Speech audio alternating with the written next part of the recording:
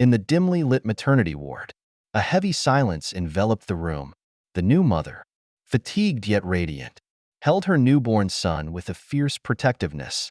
It was supposed to be a moment of joy and serenity, a celebration of life. Yet an unspoken tension hung in the air.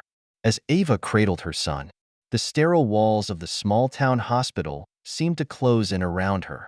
The nurse standing by, clipboard in hand, observed Ava and the baby with a gaze that felt sharp, almost judgmental.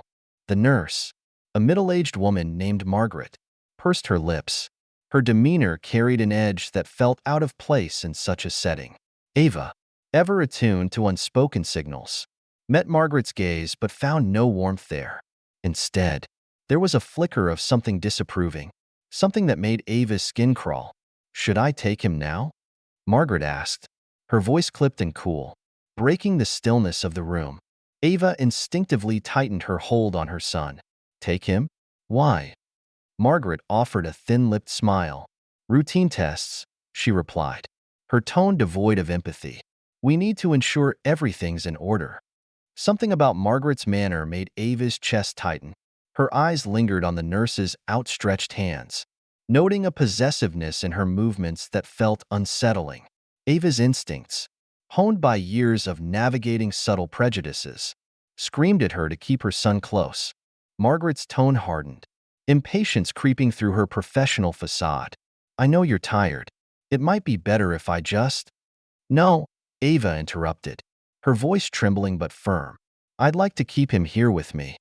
Margaret's expression flickered, a shadow of irritation crossing her face. She muttered under her breath, "Maybe he'd be better off elsewhere." Ava's heart raced. "Excuse me," she demanded, her voice laced with disbelief. Margaret smirked, her eyes gleaming with calculated cruelty. "Some children," she began, her words dripping with insinuation, "have better chances in different hands." The message was clear, and it stung. Ava felt anger rise within her, mingled with fear. "What are you saying?" she demanded. Margaret's gaze dropped dismissively to the baby. "Nothing personal. Of course. Just, some families are better suited for a healthy future." The words struck Ava like a slap. Her grip on her son tightened as the nurse's meaning sank in. Ava, who had spent her life proving her worth against a backdrop of quiet prejudice, now found her motherhood questioned by a stranger. "I want to speak to someone else," Ava declared, her voice shaking with a mix of fury and determination. But Margaret merely chuckled, the sound low and dismissive. "Fine," she said with a shrug. "But remember, sometimes it's hard to see clearly when you're too close to the situation." As Margaret left the room, Ava clutched her son tighter, an overwhelming urge to protect him flooding her senses. This hospital, a place meant for healing and care, now felt like a battlefield. The minutes dragged by, each one steeped in dread. What if Margaret returned? What if she came with a justification to take the baby away? The door swung open again, and Ava's heart leapt to her throat. Margaret re-entered, her expression steely, her intentions unmistakable. "We're taking the baby for tests," she announced, her tone brooking no argument. Ava's voice faltered but remained defiant.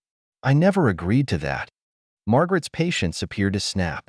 "It's not up to you," she said coldly, stepping forward with a determined glint in her eye.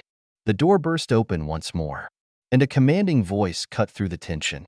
"What's going on here?" It was Dr. Thompson, the hospital's director and a man known for his integrity. Margaret froze, her expression shifting to one of alarm. Dr. Thompson's sharp gaze swept over the scene, taking in Ava's trembling form and Margaret's overbearing stance. "Explain yourself," he demanded. Margaret stammered, attempting to mask her actions with professional justifications. But the truth was laid bare under Dr. Thompson's scrutiny. "This is unacceptable," he declared. "You've overstepped your bounds." As Margaret's confidence crumbled, Ava felt a wave of relief. For the first time, she wasn't alone in her fight. Dr. Thompson's presence was a shield, his words a sword cutting through the prejudice that had threatened her and her son. What unfolded next was swift and decisive. Margaret's actions were exposed, her prejudices unmasked. The hospital staff, rallied by Dr. Thompson, ensured that Ava and her son were treated with the respect and care they deserved. Margaret's downfall was a sobering reminder of the hidden biases that linger even in places of healing. Her actions sparked a broader conversation within the hospital about accountability, compassion, and the importance of recognizing and addressing prejudice.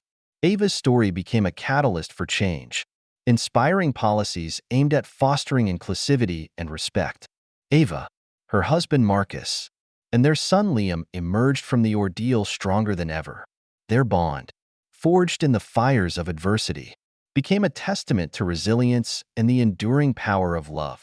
And as Ava looked down at her sleeping son, she knew she had fought not just for him, but for a future where every family could feel safe, valued, and seen. Dear Life Stories honors the courage of individuals like Ava, whose determination to stand against prejudice reminds us of our shared humanity. In her story, we find a call to action, to confront discrimination wherever it arises, and to build a world where everyone, regardless of background, is treated with the dignity they deserve.